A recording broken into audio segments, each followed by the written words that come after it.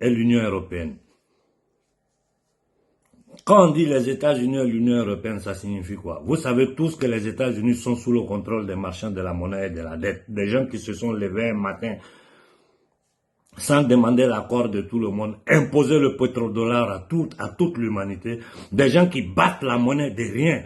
Des gens qui sont en train de dépenser des milliards d'euros pour continuer la guerre en Ukraine quand ils savent que c'est une guerre qui est perdue. C'est-à-dire qu'ils sont en train d'endetter les peuples occidentaux pour pouvoir les dépouiller après.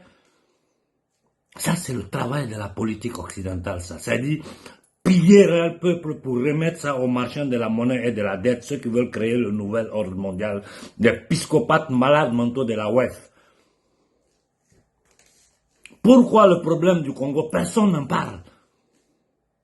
Aujourd'hui, grâce au casino, au bruit que nous sommes en train de faire, ça commence à sortir petit à petit. Même hier, il y a un journaliste en privé qui m'a dit, mais il faut que tu nous expliques exactement c'est quoi le M23, parce que nous, on t'entend parler, mais on n'a pas les détails, on n'arrive pas à comprendre bien qu'est-ce que c'est que le M23. Je lui ai dit, je vais rentrer dans les détails pour vous expliquer les origines du conflit congolais jusqu'à nos jours. Il y a 18 millions de morts, tout ce que le Congo a traversé jusqu'à aujourd'hui.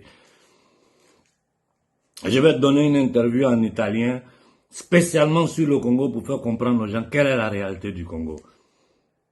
On est dans un système où un criminel, un génocidaire, un assassin comme Kagame, en Occident, personne ne parle de lui. On le reçoit comme si c'est le plus grand dirigeant d'Afrique.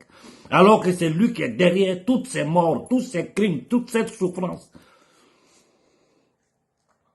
Mais si l'Union européenne et les États-Unis d'Amérique se mettent là tranquillement à construire des projets, avec toutes leurs banques, toutes leurs structures criminelles, à construire des chemins de fer pour faire sortir les matières premières congolaises. Vous êtes combien à le savoir?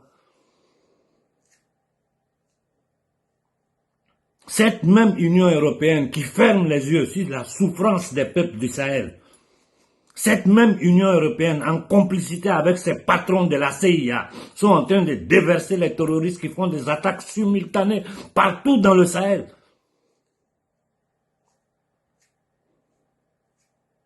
De quoi nous parlons?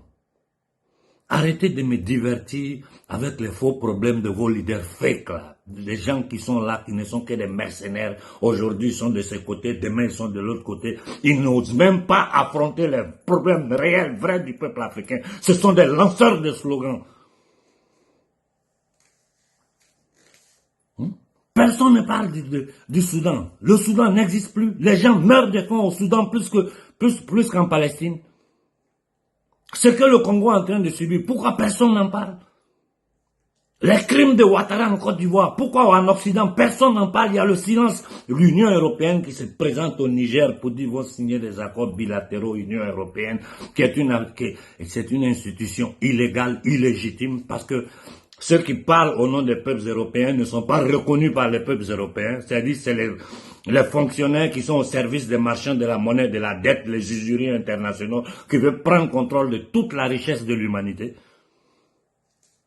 L'Union européenne se présente pour faire des projets avec nous, la Banque mondiale, le Fonds monétaire international, tous ces pays occidentaux qui viennent en Afrique pour parler de projets, pendant que nous sommes dans le franc CFA. Nous sommes dans le franc CFA qui est un crime contre l'humanité. C'est l'Holocauste, la Shoah des peuples africains, le franc CFA. Aux dirigeants de l'AES, je crois qu'il est temps que vous preniez les décisions justes. Ça, je le dis à tout le monde, que personne ne croit, que personne n'ose penser que nous allons nous taire et vous permettre de continuer à faire souffrir notre peuple, parce que quand les gens arrivent au pouvoir, ce qui les intéresse, c'est maintenir leur pouvoir. Ils oublient qu'ils sont arrivés là parce que le peuple leur a donné l'autorisation de gérer la chose publique, non de gérer, de mettre à disposition des usuriers, des criminels, des marchands de la monnaie, de la mort et de la dette, les biens de l'Afrique, pendant que les enfants d'Afrique n'ont pas d'eau, ils n'ont pas de courant, ils n'ont pas de nourriture.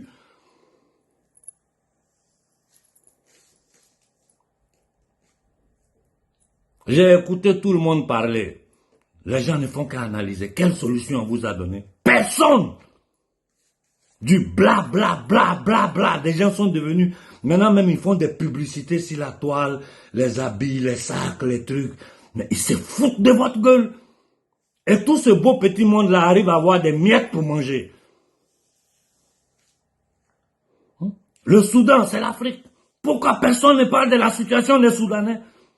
Pourquoi si le chéquier international, le problème du Congo n'est pas porté au Conseil de sécurité des Nations Unies? 18 millions de morts, 30 ans de souffrance. Cependant, ces mêmes gens-là construisent des chemins de fer pour faire sortir les richesses du Congo. Une organisation comme l'Union européenne qui signe des contrats criminels avec l'État rwandais sur des matières premières qui n'appartiennent pas au Rwanda. Merde! Moi, je suis fatigué de voir ces choses-là. Je vous ai donné la solution de l'Afrique. Il faut que les peuples africains se lèvent pour faire entendre notre voix. Personne ne veut ça, alliés comme ennemis. Personne ne veut que le peuple noir se lève. Parce que si le peuple noir se lève, le monde va trembler. Je m'arrête là pour aujourd'hui. Bonne fin de semaine à tout le monde.